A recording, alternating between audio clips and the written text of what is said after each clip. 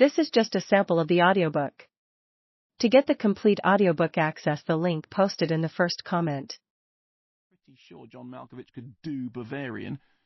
Then, in the other assorted supporting roles, I'll have Toby Jones as David Lynch. I've heard his impression, and it really is quite unusual. Samantha Morton as Linda Blair, because she's tough and smart and great in pretty much everything. And David Morrissey as Noddy Holder. He's got stature, plus he had good sideburns in Stoned, plus he was really funny in Basic Instinct 2, for which I retain a foolish fondness. The role of my long-suffering partner in crime, Linda Ruth Williams, will be filled by 4-time Academy Award nominee Julianne Moore, who'll have to work pretty damned hard to look unimpressed by all the zany scrapes into which Mr. Isaacs will get himself. The Queen will play Dame Helen Mirren, obviously. Charles Hawtrey will play radio's very own Simon Mayo, his choice, not mine. Ian Hislop will play my great friend Nigel Floyd, not physically similar, but a perfect match in attitude and mannerisms. And Ken Russell will play himself. I've already asked him, and he's said yes, as long as it's only in my head.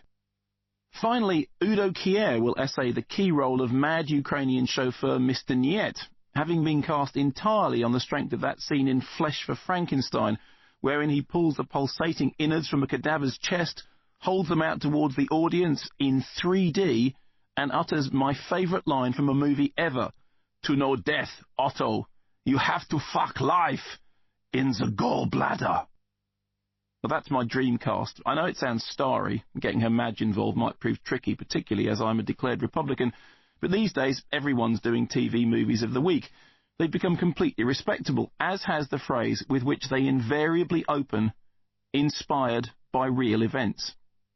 I love that phrase, inspired by real events, as opposed to what exactly? Uninspired by real events, or inspired by unreal events? Both seem equally applicable in my case, and both are on a philosophical par with Woody Allen's timeless maxim that life doesn't imitate art, it imitates bad television. A key piece of bad television which hangs like a cloud over this memoir is the Karen Carpenter story, a spectacular piece of reductionist hackery in which the heroine's dawning anorexia is flagged up by a creeping close-up on leading lady Cynthia Gibbs' face as she reads a review in Billboard magazine containing the phrase, "chubby sister."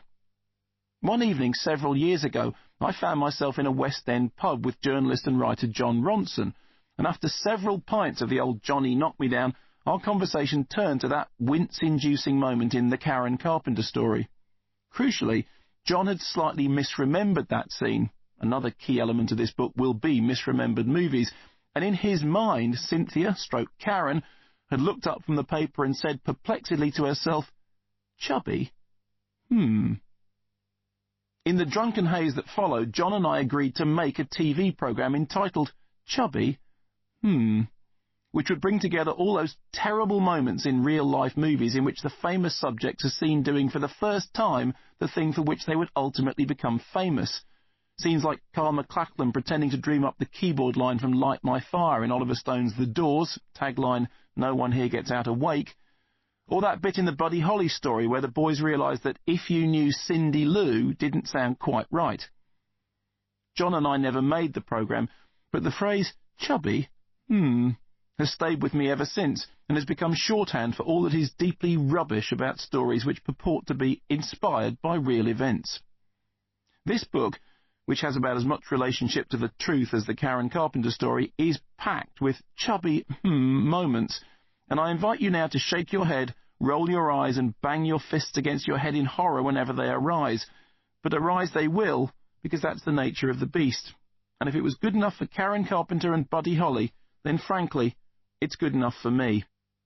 What you're going to get here, then, is a version of my life which has been written and directed by me, and on which I have acted as editor, cinematographer, consultant, composer, and executive producer.